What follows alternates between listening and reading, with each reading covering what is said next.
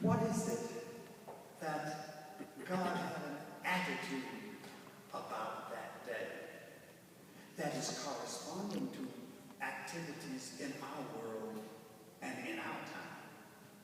I continued to read the story up to the point where when Jesus entered the temple, he overturned the tables of the money changers, let the animals go free, urged folks to clean out this place.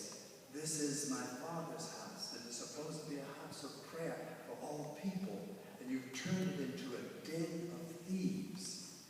It is said that when he had cleaned out the temple, that he invited the sick from the halt so that they could have healing in the temple.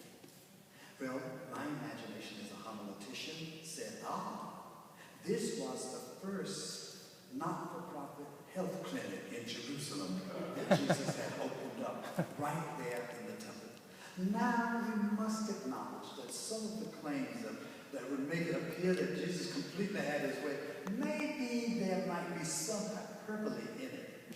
But I thought, if that's what happened on First Palm Sunday, then I think God has an attitude about the conversation, this was in 2010, going on about universal health care. I thought, yes, that's it. This year, God is eager to make sure that somebody somewhere rise up and say, how on earth could our leaders in Washington, our congresspersons, how could they be debating who is going to get health care? How could they even have an idea that the extraordinary policy that all of those who are in Congress have, that their mothers and their fathers and their sisters and their brothers and their aunts and their nephews and their neighbors would not have the same? How could they even imagine? I thought God has an attitude. I preached this sermon somewhat then in Thompson at Shiloh in Washington. And I said, I wish that all the congresspersons could hear this sermon. And somebody managed to say, well, we can get some tapes into the congresspersons. That was 2010. God had an attitude. Of course, then, following that same pattern of thought, then we came to 2011, celebrating Palm Sunday, a festival, a Christian festival with an attitude. I thought first again, what's the issue this year that ought to be addressed, that God is really concerned about? And it turns out that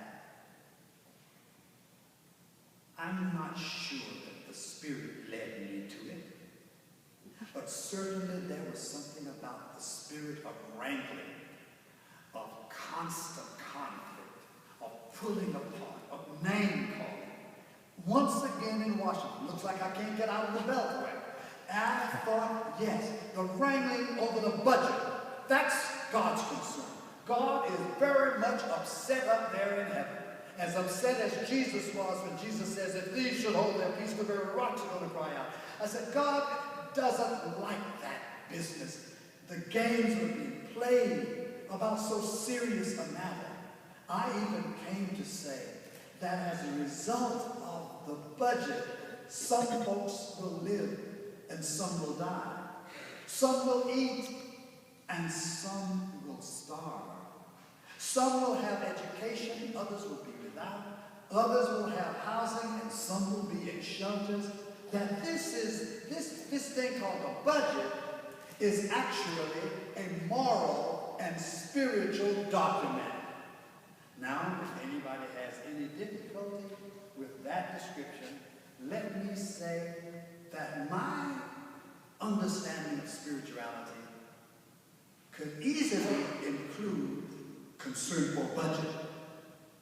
See, spirituality is not just about lifting our hands or crossing ourselves. It's not just about reading the Holy Writ or hearing a preacher preach or having someone offer bread and cup. Spirituality is broader than that. In fact, my definition, Oprah magazine asked some of us clergy to talk about our view of spirituality. I gave her my idea, but later on I thought I better write down what I think about when I say spirituality. Pondering spirituality, I mean to include all there is of me. My body, mind, spirit, and emotions, both public worship and private devotions, my values and habits, hopes and desires, what makes me strong and what inspires. I think of the powers I cannot see and how they help shape my destiny. I think of what brings me joy and peace when burdened, bewildered, what gives me release. I think of my place in my family and the spirit that builds up community. And I wonder if Earth is glad I'm here. Am I spreading love or stirring up fear? I try to discern if there's more for me right here where I am or beyond the sea. When I'm in the spirit, these words come through. You are so precious. I'm glad I made you. So with this understanding of spirituality, it was easy to consider that the budget consideration, not only in Washington, but in Baltimore and New York, in municipalities across the nation, in churches and schools, when we make budgets, we actually, in some sense, if I can stretch it a bit, a budget blesses some folk and curses others. So with that language, 2011 sermon was very clear. I was going to be talking about numbers. And of course, that led me to the book of Numbers. That's a little cute, I think, since we're going to be talking about budgets. It does happen that the book of Numbers talks about the census, it talks about the apportionment of resources, etc., etc. So I turned to it, and it did have the advantage that whereas the first Palm Sunday had a donkey, well now in the book of Numbers I found another donkey story that I think gives us insight about even budgets. I may need to wait just a moment before I say what that is. What I found in Numbers chapter 22, 23, and 24.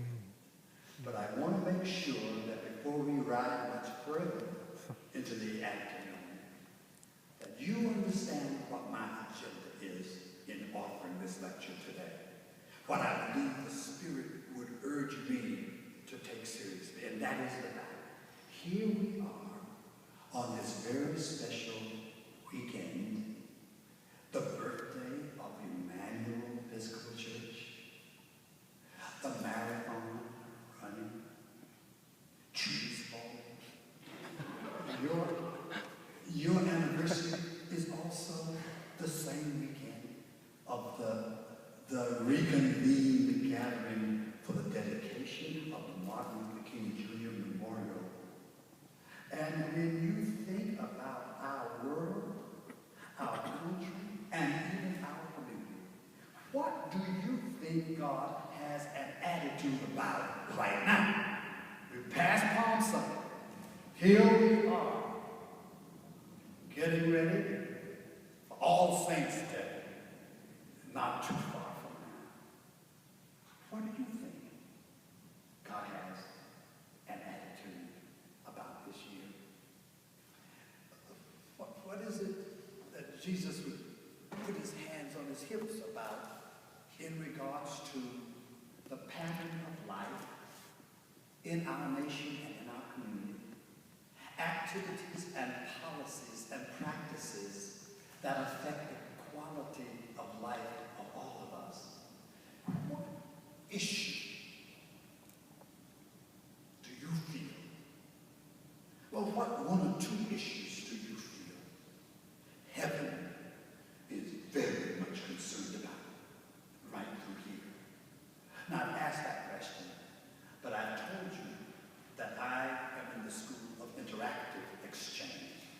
So, I know this will not be received enthusiastically, but would you mind just sharing with the person next to you one or two of the items? I can spare a minute of my conversation to share with the person sitting nearest to you.